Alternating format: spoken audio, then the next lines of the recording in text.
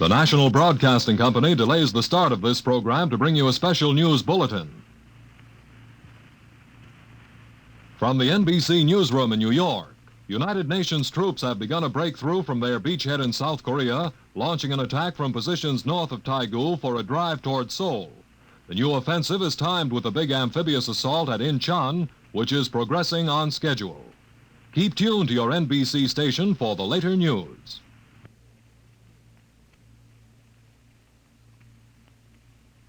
Space, transcribed in future tense. Dimension X.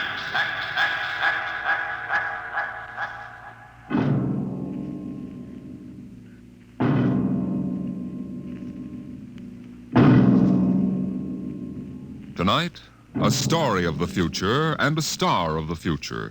The story, Hello Tomorrow, and the star, Miss Nancy Olson, the talented young actress who is currently winning critical acclaim for her performance in one of the outstanding pictures of the year, Sunset Boulevard. Tonight, Miss Olson becomes the first of a group of the stage and screen's most promising young stars of tomorrow to be invited to appear on the program of tomorrow, Dimension X. It was in the year 1991 that man disappeared from the face of the earth. The third atomic war had ended at last, leaving the land a mass of red radioactive dust, filling the air with gamma rays so deadly that life on the surface was no longer possible. There was only one way out. The few survivors went underground, burrowing their way deep into the earth like hunted moles, hiding from death in huge underground caverns. And it was there in the next 2,000 years that they built the new civilization, a civilization in which the genetic survival of the race came first, and every life and every law was shaped to serve that end. It is to this civilization, in the year of our Lord 4195 A.D., that we take you now.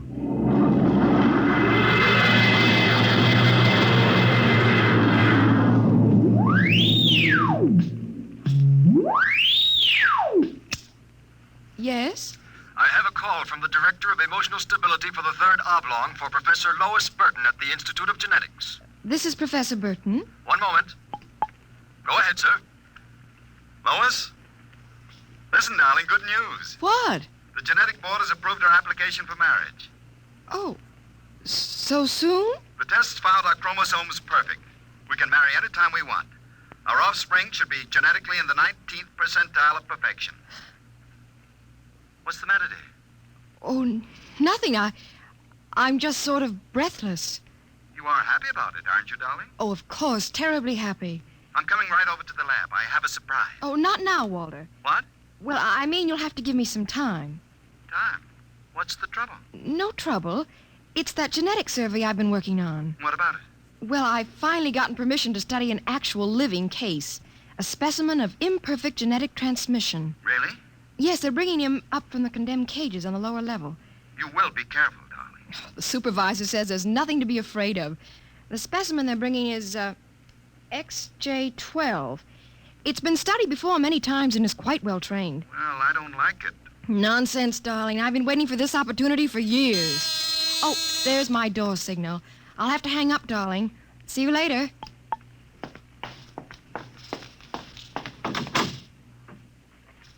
Yes? Professor Lois Burton? Yes? I'm from the Phylogenic Institute, lower level. Oh, then you brought me specimen XJ12. May I come in? By all means. Oh, how? Horrible? It all depends on your viewpoint. I happen to have a twisted leg. My parents were genetically unsound. But then you... Yes. I am specimen XJ12. I see. I hope you aren't shocked. No stable person permits feelings to enter into his work. I will admit to surprise. I was expecting something a little more, abnormal. Sorry, I try to be as abnormal as possible. If I am, the Phylogenic Institute allows me out of the genetic cages every so often, so I can breathe the pure air of the upper levels and mingle with the genetically perfect. You seem quite well educated. I spent the first years of my life here in the upper levels. How is that possible? They segregate imperfects. As a small child, my mother concealed me from the director of selective heredity. I was brought up in secret. My mother actually, dreadful word, loved me. I see. That would explain your obviously low threshold of emotional control. If you choose to call it that. At first, you seemed to be struggling to repress a few feelings yourself. We will confine ourselves to the impersonal aspects of our work. As you please. I shall require you as a demonstration for a lecture I'm delivering to one of my classes tomorrow. At your service, Professor. Sit here, please. Grip these electrodes tightly. I'm going to calibrate your electrochemical tension. I'm quite familiar with the procedure. Oh! I realize that as an imperfect, I'm expendable. But I should hate to be electrocuted. The charge is not lethal. Plus 15 surface tension. You know, you have beautiful hair. Plus 12 at a depth of 4 centimeters. Lovely blue eyes. Crystal clear. Plus 10 at 7 centimeters. Pretty. A perfect woman. Lovely, expressive hands. And a heart of stone. Like all the rest of you perfect survival types. Try not to jump, sir, when the current strikes. No feelings. Under control. Passed by the director of emotional stability. Shut up!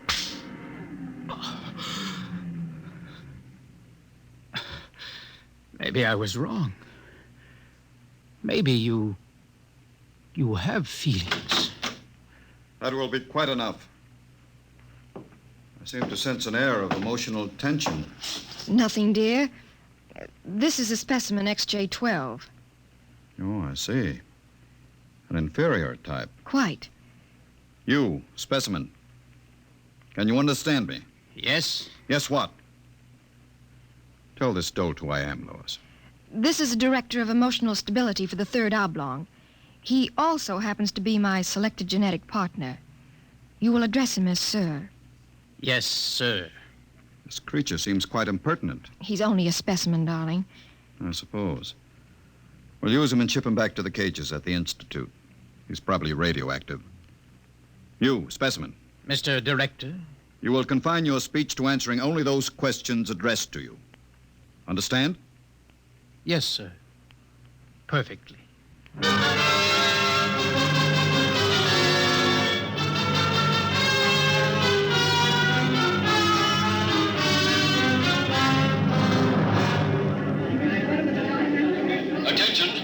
Attention. The next demonstration will be conducted by Professor Lois Burton of the Institute of Genetics. Her topic, the probability of radioactive damage in the chromosome heredity of imperfect non-survival types. Professor Burton. We are very fortunate today in having obtained a specimen of an imperfect genetic type through the good graces of the Phylogenic Institute. Moreover, this specimen has been trained to tell in his own words about the factors in his upbringing. Specimen XJ12. Thank you. My mother was a psychotechnician in the fifth oblong. My father was a historian specializing in the records of pre-atomic surface culture. In the earthquake of 2170, apparently some hard radiation filtered down through the tunnels and penetrated the fifth oblong. The effect on my hereditary factors is quite apparent in this twisted leg. I appreciate that you do not laugh. Most audiences seem compelled to laugh. Perhaps you are different. If so, perhaps you can be made to understand somehow what it means to be labeled an imperfect. Perhaps in some way I can penetrate the insulation with which the psychotechnicians, the drugs, and the glandular experts have surrounded your emotions. Wait. As director of emotional stability for this oblong, I order you to confine yourself to the subject. My father taught me in the last days before he was executed that every human personality is born with certain inalienable natural rights. The right of free expression, the right to have feelings, and the right to mature, and above all, the right to be different from every other living organism, because every organism is different. I submit to you, distinguished students, that the attempt by this society to abridge these rights is a violation of nature. I say that the imperfects, the mutants, those who are different have as much right to exist and be free as you. I say break open the cages. Free my people. Stop him. Give us back the right to be individuals. Stop him. I say... Professor Burton, take this specimen back to your laboratory and confine him. Yes, Mr. Director. You, specimen, go quietly, I warn you. I have nothing but contempt for your warnings. I'll have you destroyed for this. The specimen is unstable. He doesn't know what he's saying. Then get him out of here, quickly. He's an affront to our genetic type.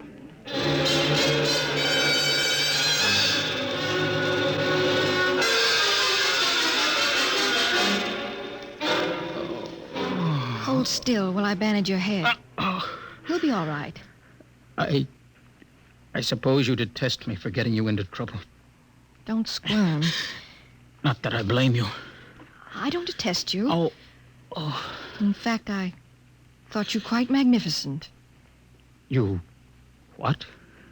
As you spoke, something began to stir in me. You don't hate me? I've never felt so strange. Tell me what you feel. If I moved you, then I must have moved the others, some of them at least. I don't know quite how to explain it. A strange sympathy. Compassion. For some reason, I took pride in what you were doing. Seeing you stand up against them. Why do you look at me like that? Because I can't help it. I wish you wouldn't. You're only an imperfect, you know. You have no rights. Please, XJ12. My name is Oren. Please. Say it. Oren. Oren? Again. Oren. Lois. Oren. Lois. What is it? Why do I feel this way? In the cages, they call it love. Love? We have no such concept in the upper levels. You've destroyed it. Would it be correct to say, I feel love for you? It would be correct. I feel love for you. Darling. Lois, what about Walter? You're going to marry him. No. You're genetically suited to each other. I don't care. I won't marry him. There must be some other way. But... Walter! Very touching. Very tender. Walter, how could you spy? In my capacity as Director of Emotional Stability, it is my duty to spy. Specimen XJ12 will be disposed of quite systematically by the state. For the good of the state. For the good of the genetic code. And in the name of emotional stability.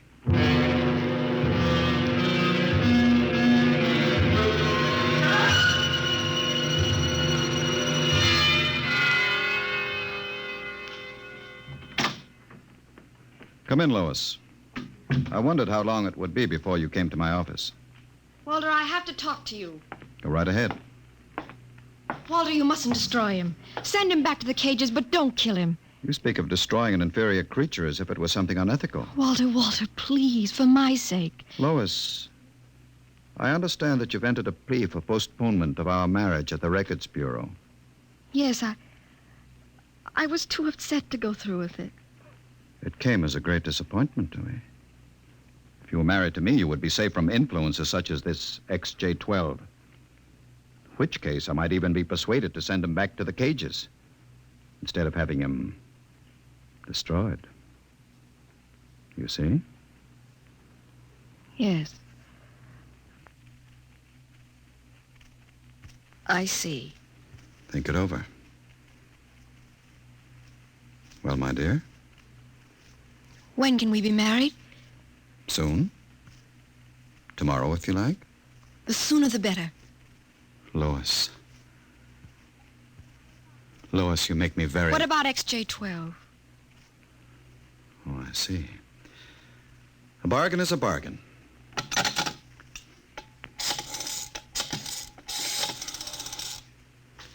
Let me talk to the custodian, please. Hello. This is the Director of Emotional Stability for the 3rd Oblong.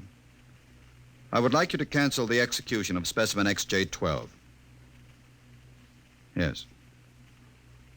Yes, that's right. Turn him over to the security guard. He's to be remanded permanently to the genetic cages. Let me talk to him, Walter. My dear, I don't think Please, that... I want to be sure he's all right. Very well. Hello. Connect a circuit in the cell block. I want to talk to XJ12. Here you are, my dear. Hello? Orrin? Yes. No, I'm all right. How are you? Fine. Orrin, I've been talking to Walter. He's going to send you back to the cages. Yes. Yes. No. No, I'm going to marry him. Because I want to. I'm not lying to you. I'm very happy. Yes. Yes, I've got to hang up now.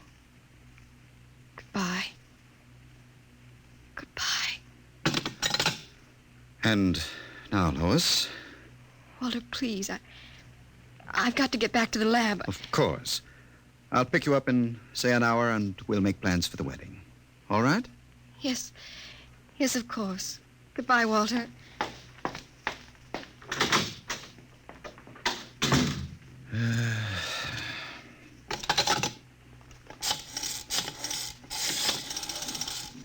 Hello. This is the Director of Emotional Stability again. I want you to cancel that last order. Proceed with the execution, but under conditions of absolute secrecy. No. Don't use the lethal chamber. Take him to the tunnels on the upper level. That's correct. Fine.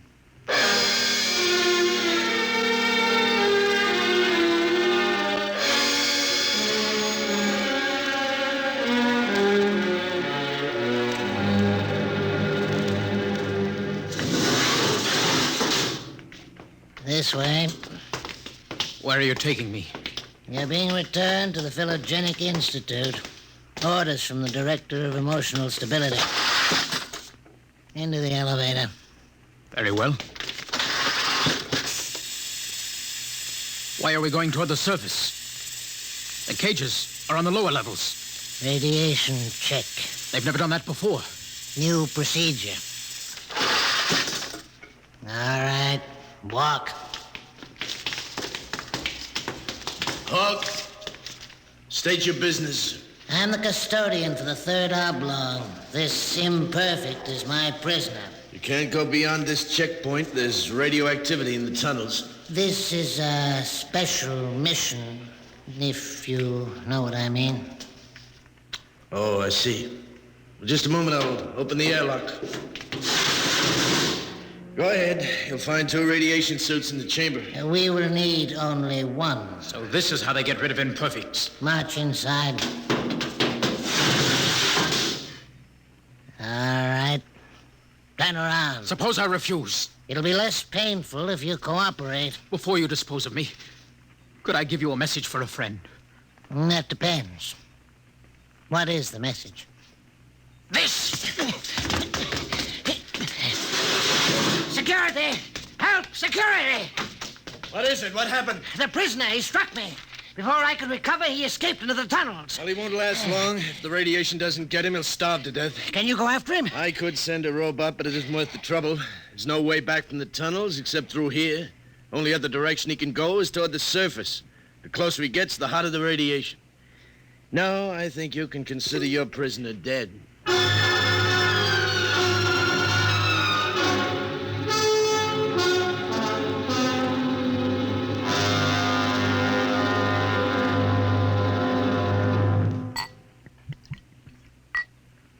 More wine, my dear? No, thank you, Walter. You look very beautiful, my dear. Very beautiful. Thank you. These hydroponic fruits are delicious, aren't they? Oh, the wedding will just be a small affair. I've arranged for a few friends. The director of endocrine control, the chief of the security guards, one or two assistants to high council members. Walter, Yes? was he returned to the cages? Now, why must you spoil this lovely dinner by bringing that up? Was he, Walter? Well, Was he? well, as a matter of fact, there was a little difficulty. Difficulty? Yes, you see, he escaped. Escaped? He struck a guard and ran off into the tunnels. The tunnels? But that's death. He's free to return any time he chooses. When did it happen? Just a few hours ago, as a matter of fact. Walter, Now, don't become upset again, darling. you planned it, didn't you, Walter? Stability, darling. Stability. Stability. Stability. Is that all I'm to hear from you for the rest of my life? Darling. Here's what I think of stability. Well, we're not to be married. I'd be compelled to turn you over to the endocrine surgeons for doing that. Well, you can go right ahead, because we aren't going to be married.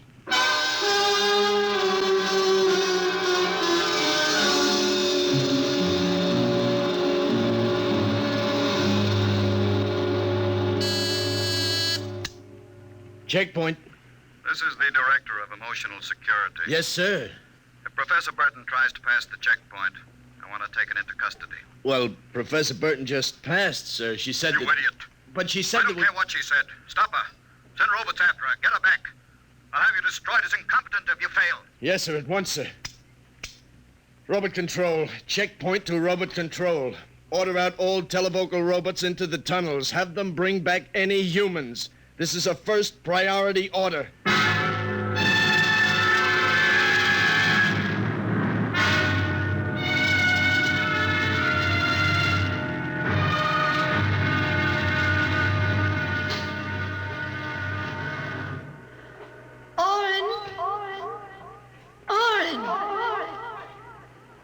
Oren, where are you? Oren. Hello? Oren, it's Lois. This way. Behind the rocks.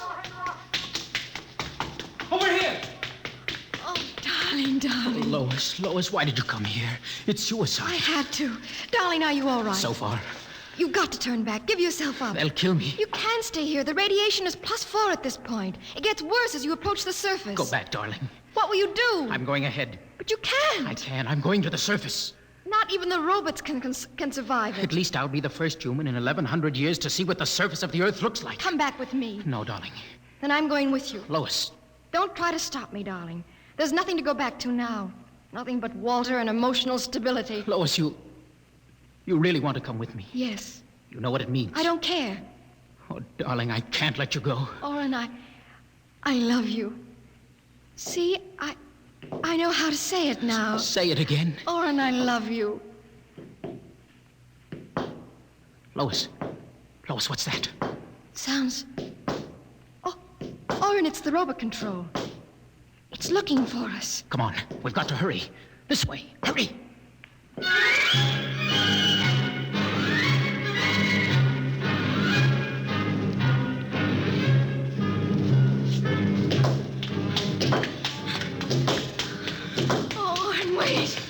It can't be much further, darling. The robot is gaining. Here, let me help you. I just can't. All right, darling.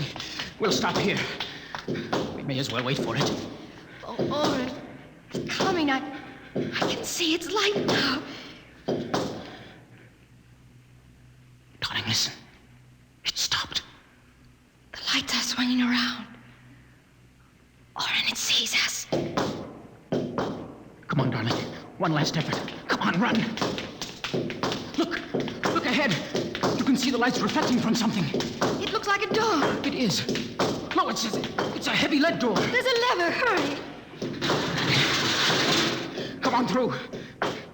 Lois, there must be some way to close it. Here. Let me help you.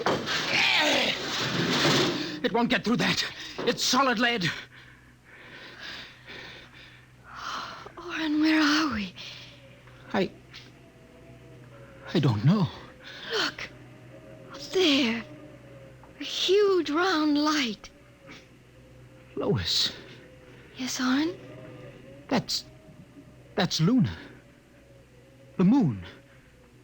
We're on the surface. How red everything looks. How it glows. It's the radioactivity. Quiet. Peaceful. Deadly. Oh, darling. Sit here and rest a while. Put your arm around me. Oren, I'm afraid. Oren, we're going to die. Don't think about it. Just think about us alone. The first humans to stand on the surface of Earth in 2,000 years. Lois, that door must have been placed there by the last handful of survivors who went underground after the atomic wars. Those other lights, the small ones, they must be stars. Oren, I'm so tired. Go to sleep, darling. Put your head on my shoulder and sleep. Hold me, Oren. Hold me very close.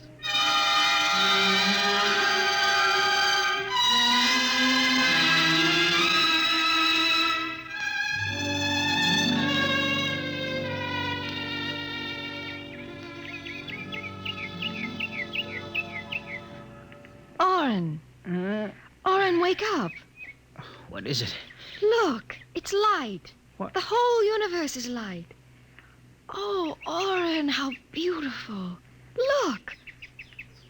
By all the laws of nature, we should be dead. Lois, no life could survive this. By all the laws of nature. Oren, What is it? we're not dead. This is Earth and we're alive. We're not going to die. But the radiation. It's present. You can see its effects. Oren, did you ever hear of adaptation? What? There is a natural law of adaptation by which an organism will try to adjust itself to its environment by changing. It's called a geotropism. I don't see what that has to do with... All these generations, we've been bombarded by radiation filtering down through the Earth. Each successive generation must have inherited some degree of immunity to the effects of radiation. And you think that... Oren, it can't hurt us. Don't you see? We're immune. We're probably the first generation to inherit sufficient immunity. But if that's true, then we can transmit that immunity. We can pass it along to our children. Come on, darling. We'll have to find food and water. The practical wife. Oh, wait a minute, darling. What are you doing with that rock? I want to scratch something on the outside of this lead door. Lois and Oren. 4195 A.D. Hello, tomorrow.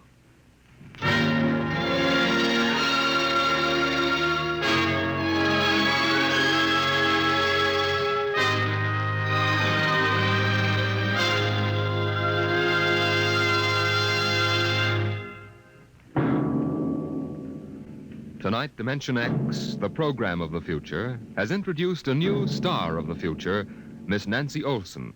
Miss Olson appeared by courtesy of Paramount Pictures and may currently be seen in their production, Sunset Boulevard.